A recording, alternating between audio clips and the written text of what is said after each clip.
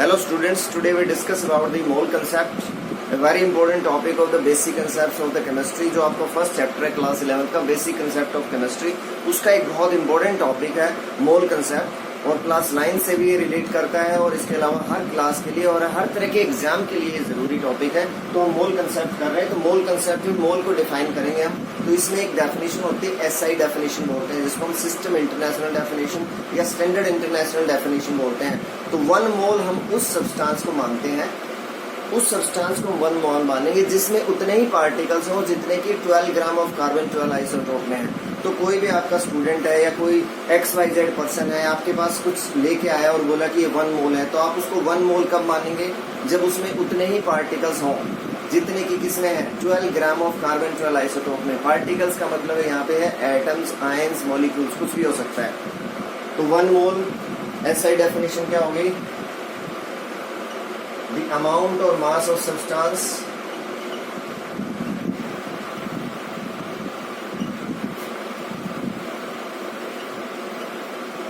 which contains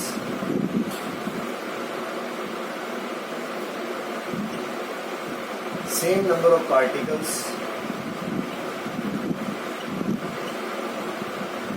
as in 12 gram of carbon 12 isotope. तो आपके पास जो XYZ सब्सटेंस है उसमें अगर उतने ही पार्टिकल्स हैं जितने कि 12 ग्राम ऑफ कार्बन 12 आइसोटोप में है, तो वो 1 मोल हो जाएगा। और 12 gram of isotope, 12 gram of carbon 12 isotope में कितने होते हैं? एवोगैड्रो नंबर के इक्वल। तो ये डेफिनेशन आई होप क्लियर होगी।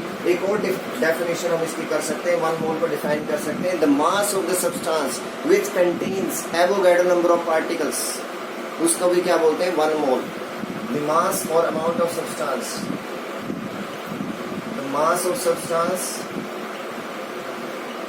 सब्सटेंस का मतलब है वो एटॉमिक फॉर्म में भी हो सकता है, मॉलिक्यूलर फॉर्म में भी हो सकता है, आयनिक फॉर्म में भी हो सकता है। Mass of the substance which contains Avogadro number of particles. और पार्टिकल्स का मीनिंग क्या हो गया? मैंने पहले बताया, particles means either atoms, ions और मॉलिक्यूल्स। और एवोगैड्रो नंबर आपको पता है किसके इक्वल होता है? Avogadro number is equal to 6.022 × 10⁻23। It means वो मास सब्सटेंस का, वो अमाउंट सब्सटेंस की जिसमें इतने पार्टिकल्स हों। अगर एटम है तो इतने एटम्स हों, मॉलिक्यूल है तो इतने मॉलिक्यूल्स हों, आयंस है तो इतने आयंस हों। तो उसको हम क्या बोलेंगे? इलेक्ट्रॉन है तो इतने इलेक्ट्रॉन हो, प्रोटॉन है तो इतने प्रोटॉन्स हो, तो उसको 1 मोल बोलेंगे उसका। एक और तरह से हम इसको डिफाइन कर सकते हैं, अगर आपके पास गैसियस सब्सटेंस है, गैसेस अगर हैं, तो गैसेस के लिए 1 मोल वो मास होता है गैस का जिसमें वॉल्यूम हो 22.4 लीटर एट STP। STP होता है standard temperature and pressure, standard temperature and pressure, उसको हम STP बोलते हैं।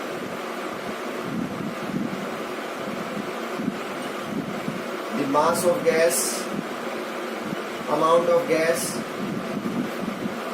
having volume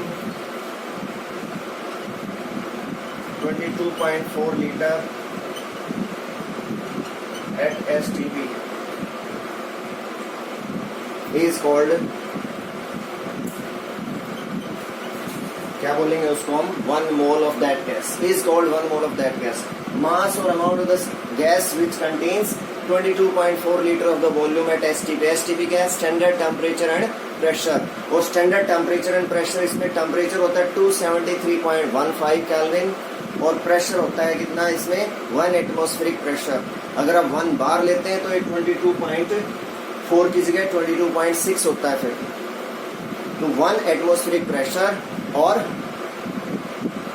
वो टेम्परेचर कितना? 273.15 kelvin, 273.15 kelvin, that is 0 degree Celsius जिसको हम बोलते हैं, वो आपके पास।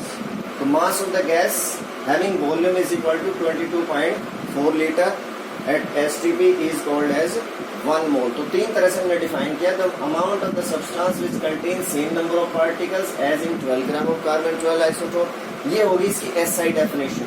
ये SI डेफिनेशन है इसकी। The mass of the substance which contains Avogadro number of particle is called as 1 mole. या mass of the gas having volume equal to 22.4 liter at STP is called as 1 mole of that gas. और STP का मतलब है standard temperature and pressure. Temperature 273.15 Kelvin and pressure is 1 atmospheric pressure. तो ये आपके पास मोल हो गया. मोल के लिए 3 फॉर्मूले करेंगे आप. फॉर्मूले आपको आने चाहिए 3. मोल को हम जनरली n से डिनोट कर देते हैं. n से नॉर्मली n से डिनोट करते हैं. तो मोल को हम निकालते हैं इस तरह से. ये तीनों फॉर्मूले आपको हमेशा आने चाहिए. मोल कैसे निकालेंगे आप? Given mass divided by gram atomic mass और ग्राम मोलिकुलर मास. अगर एटम है तो एटॉमिक मास से, या मोलिक्यूल है तो मोलिकुलर मास से आप डिवाइड कर देते हैं गिवन मास को. तो ये आपके पास क्या आ जाएगा? मोल आ जाएगा. फिर आप कैसे निकालेंगे इसको? गिवन नंबर ऑफ पार्टिकल्स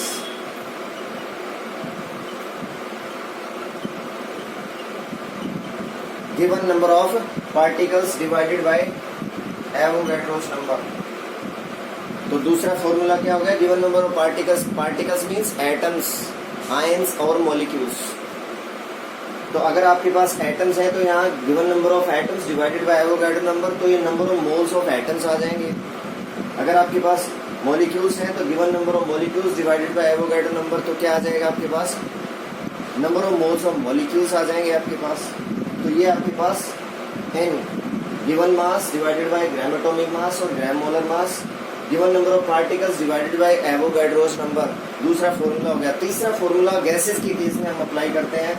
तो गैसेस में तो थर्ड फॉर्मूला हमारे पास है, वो किसके इक्वल होगा? देखिए आपके पास ये given volume of gas at STP in litre divided by 22.4.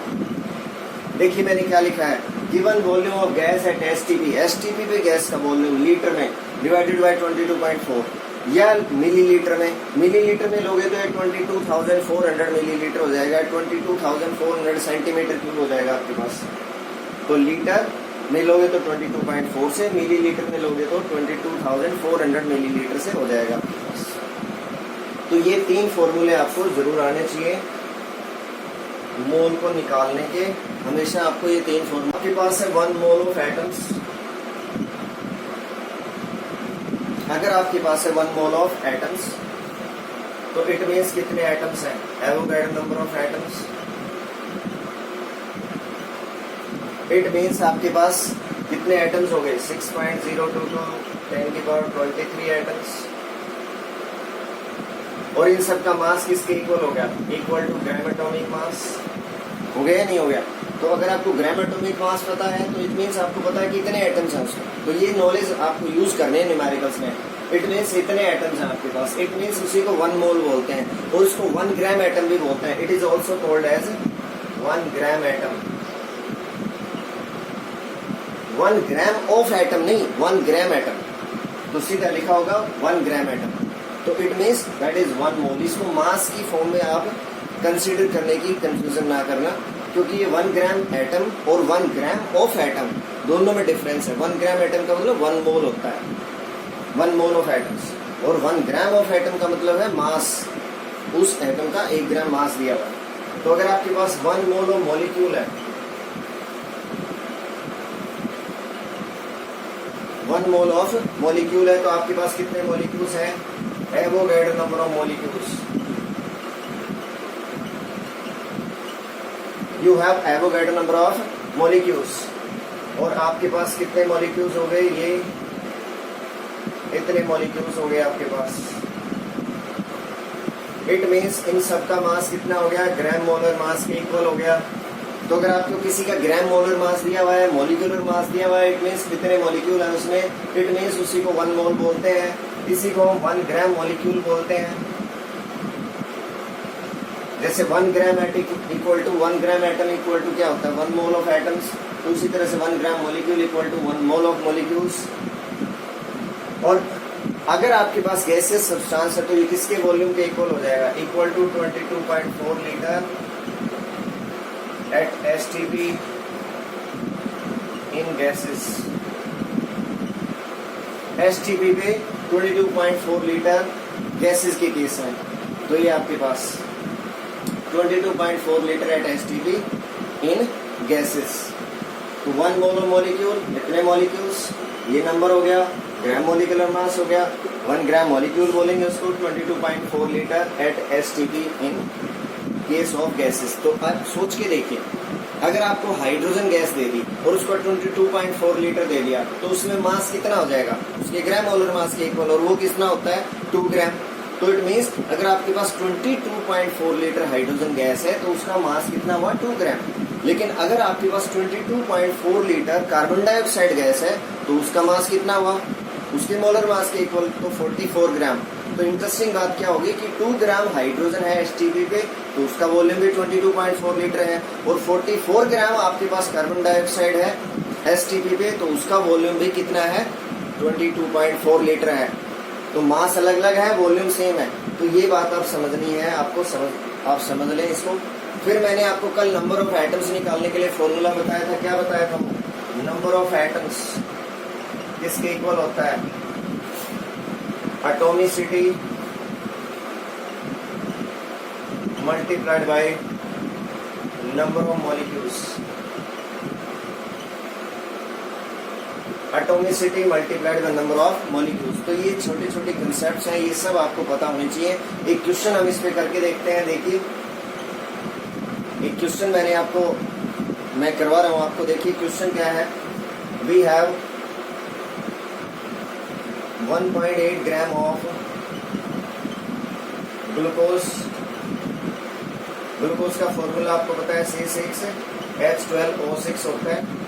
एक 1.8 ग्राम ग्लूकोज है आपके पास। आपको क्या कैलकुलेट करना है? कैलकुलेट इट्स मोल्स,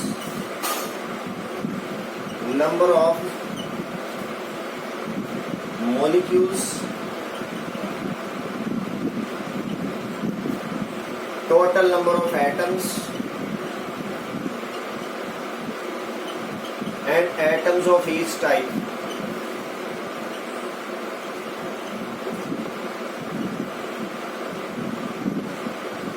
आपके पास 1.8 ग्राम ऑफ ग्लूकोज है। आपको कैलकुलेट करना है इसकी नंबर ऑफ मोल्स, आपको कैलकुलेट करना है number of molecules, total number of atoms and atoms of each type. Means carbon के कितने एटम है, हाइड्रोजन के कितने हैं, ऑक्सीजन के कितने हैं।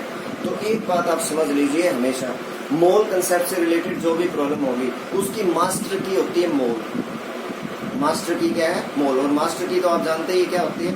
मास्टर की इज दैट की which can open all the locks. तो आप आंसर कैसे निकालेंगे इसमें? देखिए, आपको सिर्फ एक इंफॉर्मेशन गिवन है, गिवन मास बोलते हैं जिसको। तो मास ऑफ द ग्लूकोज कितना हो गया? मास ऑफ ग्लूकोज 1.8 ग्राम। अब मोलर मास निकालेंगे इस फॉर्मूले से आप ग्लूकोज का। Molar mass of glucose,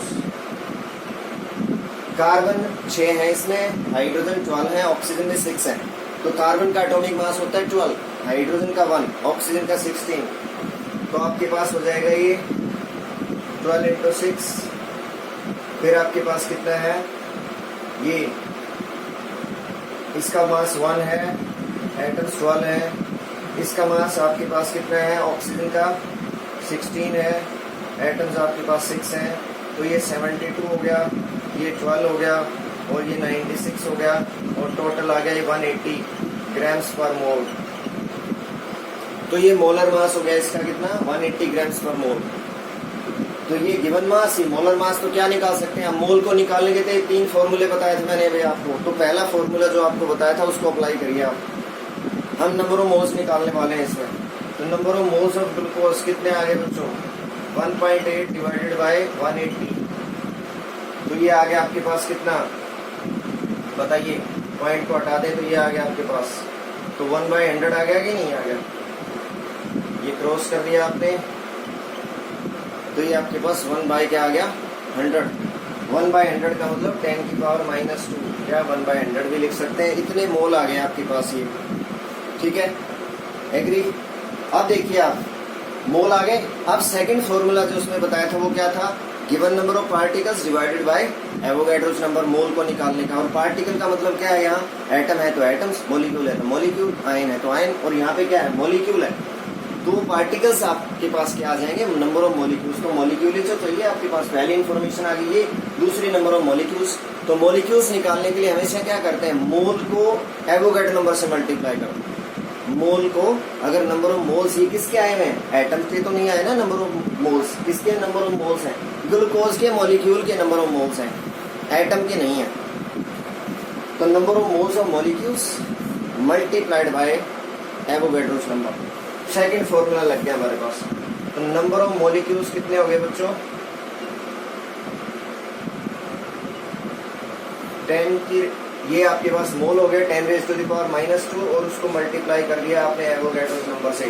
calculation आप इजीली कर सकते हो। तो आंसर क्या आ जाएगा, 6.022 × 10⁻20 +21। तो ये आपके पास 10⁻21। तो नंबर ऑफ मॉलिक्यूल्स आपके पास हो गए। अब उसके बाद क्या निकालना है, टोटल नंबर ऑफ एटम्स। उसके लिए चाहिए आपको एटॉमिसिटी। मैंने अभी फॉर्मूला बताया था, नंबर ऑफ एटम्स कितने इक्वल होते हैं, एटॉमिसिटी इनटू मॉलिक्यूल्स। मॉलिक्यूल ये हो गया आपके पास।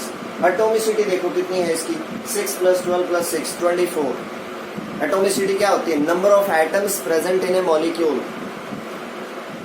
तो एटॉमिसिटी हो गई इसकी कितनी, 6 + 12 + 6 = 24। तो आप जितने मॉलिक्यूल्स हैं उसको 24 से मल्टीप्लाई कर देंगे, क्योंकि एक मॉलिक्यूल में 24 एटम्स हैं। तो इतने में कितने हो जाएंगे, मल्टीप्लाइड बाय 24। तो टोटल एटम्स कितने आ गए आपके पास, टोटल एटम्स कितने आ गए, ये मॉलिक्यूल्स थे आपके पास, मल्टीप्लाइड बाय 24। ये टोटल नंबर ऑफ क्या आ गए आपके पास, atoms, total number of atoms. तो ये आपको आई होप क्लियर हो गया इसमें। अब देखो क्या निकालना है, atoms of each type. You have to calculate atoms of each type. तो हर टाइप के एटम आपको निकालने हैं। ये आपके पास मोल्स आए, फिर मॉलिक्यूल्स आ गए, फिर एटॉमिसिटी हमने निकाली, टोटल नंबर ऑफ एटम्स, ये फॉर्मूला लगा के एटॉमिसिटी 24 है, मॉलिक्यूल्स ये हो गए, मल्टीप्लाई कर दिया। अब देखो एक मॉलिक्यूल में 6 कार्बन के एटम्स हैं, 12 हाइड्रोजन के एटम है, और ऑक्सीजन के कितने हैं, 6 हैं। तो नंबर ऑफ कार्बन एटम्स कितने हो गए, नंबर ऑफ कार्बन एटम्स, जो कार्बन की एटॉमिसिटी है उसको मॉलिक्यूल से मल्टीप्लाई कर देंगे। तो एटॉमिसिटी 6 है, 6 × ये मॉलिक्यूल्स थे आपके पास, Na × 10⁻⁻²। कैलकुलेशन आप कर सकते हो। और जितने कार्बन के एटम है उतने किसके हैं, ऑक्सीजन के। तो नंबर ऑफ ऑक्सीजन एटम्स ये भी इतने ही हो गए, 6 × एवोगैड्रो नंबर × 10⁻⁻²।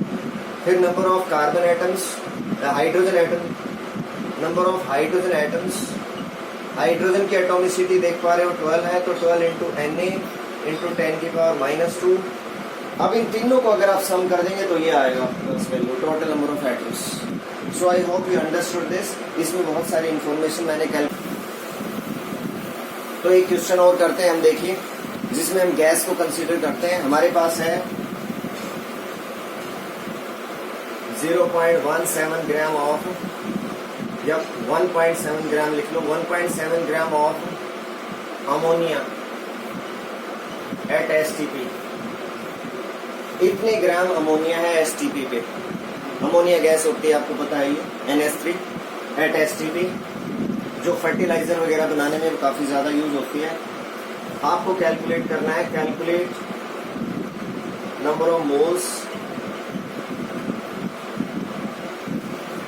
मॉलिक्यूल्स, उसी तरह से volume, number of atoms, atoms of each type, और थोड़ा एक्सटेंड कर देते हैं इसको हम, and number of electrons. Total number of electron भी आपको कैलकुलेट करने हैं इसमें। तो आप देखिए कैसे आप इसमें कैलकुलेट करेंगे। एक बार फिर से मास्टर की आपकी क्या होगी, मोल होगा। तो यहाँ मास की जगह नंबर ऑफ पार्टिकल दे सकते थे आपको, उससे भी आप मोल्स निकाल सकते हैं। वॉल्यूम दे सकते थे, उससे भी आप मोल निकाल सकते हैं। तो सिमिलर वे में आप क्वेश्चन करेंगे। तो आपने मोल निकाल लिया, तो तो मोल्स ऑफ अमोनिया निकालने के लिए क्या फॉर्मूला होता है? Given mass divided by molar mass, given mass of ammonia divided by molar mass of ammonia. अब गिवन मास ऑफ अमोनिया क्या होता है आपके पास? पहले हमेशा गिवन इन्फॉर्मेशन नोट किया करो, फिर आप फॉर्मूला जो भी आपके माइंड में कंसेप्ट आए कि ये फॉर्मूला लगेगा, ये कंसेप्ट लगेगी, वो नोट करो, फिर आप अप्लाई कर दो। ये आपके पास क्या है? गिवन मास ऑफ अमोनिया कितना है? 1.7 ग्राम। फिर molar mass of ammonia, hydrogen का एटॉमिक मास 14, नाइट्रोजन का एटॉमिक मास 14, हाइड्रोजन का 1 होता है, तो 3 हाइड्रोजन है तो कितना हो गया? 3। तो 14 + 3 हो गया आपके पास ये 14 किसका? नाइट्रोजन का, हाइड्रोजन का 1 होता है, 3 हाइड्रोजन है, तो ये हो गया 17 ग्राम्स पर मोल। ये इसका मोलर मास हो गया। मैंने जानबूझ के 1.7 लिया है कैलकुलेशन को इजी करने के लिए। तो आपके पास नंबर ऑफ मोल्स आ गए। अब अमोनिया के देखो कैसे आए, 1.7 डिवाइडेड बाय 17, तो इसको आप करोगे तो कितना आ जाएगा? 1/10 आ जाएगा, दैट इज 0.1 या 10⁻⁻1। इतने मोल हो गए आपके पास, इतने मोल अमोनिया मॉलिक्यूल के हो गई है। अब देखो आप नेक्स्ट इन्फॉर्मेशन क्या निकालोगे? मॉलिक्यूल्स, तो मॉलिक्यूल्स ऑफ अमोनिया,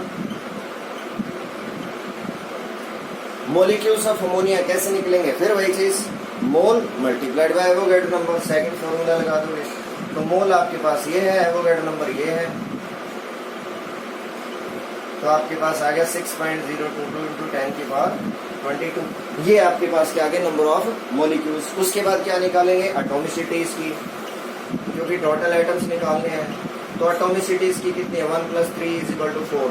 एक नाइट्रोजन का एटम है, 3 हाइड्रोजन के एटम है 1 मॉलिक्यूल में, तो एटॉमिसिटी 4 है, उनकी 3 है, तो एटॉमिसिटी टोटल कितनी होगी? 4। सो नंबर ऑफ मॉलिक्यूल्स कितने हो गए? Number of atoms, total number of atoms. Total number of atoms कैसे निकालते हैं? Atomicity multiplied by molecules. Molecules ये है, तो 4 × 6.022 10⁻23। ये आपके पास आ गया, ये कितना हो गया? 24,088 × 10⁻23, दैट इज 2.4088 × 10⁻24। ये सॉरी 22 आएगा यहाँ पे, क्योंकि हमारे पास ये 22 था ना, तो ये भी 22 होगा आपके पास, और ये कितना हो जाएगा? 23। तो ये आपके पास टोटल नंबर ऑफ एटम्स आ गए। टोटल नंबर ऑफ एटम्स, ये क्या थे? टोटल नंबर ऑफ मॉलिक्यूल्स आपके। अब number of atoms of each type, each type means number of nitrogen atoms. Nitrogen और हाइड्रोजन एटम निकालने हैं। नाइट्रोजन एटम की एटॉमिसिटी 1 है इसमें, मीन्स एक मॉलिक्यूल में एक ही एटम है, तो जितने मॉलिक्यूल उतने ही एटम्स। तो मॉलिक्यूल ये है, उसको 1 से मल्टीप्लाई कर दो, 1 × 6.022 × 10⁻22, so same number as the number of। तो ये आपके पास क्या आ गया? Number of atoms of nitrogen. अब number of hydrogen atom, hydrogen atoms कितने आ जाएंगे आपके पास? 3 से मल्टीप्लाई कर दीजिए आप, 3 × 6.022 10⁻22, तो ये आपके पास हो गया कितना?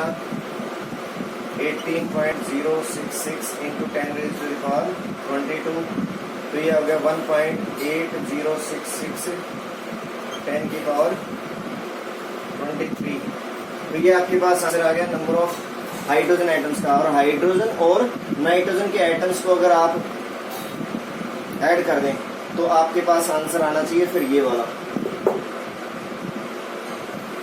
सो I hope you understood this.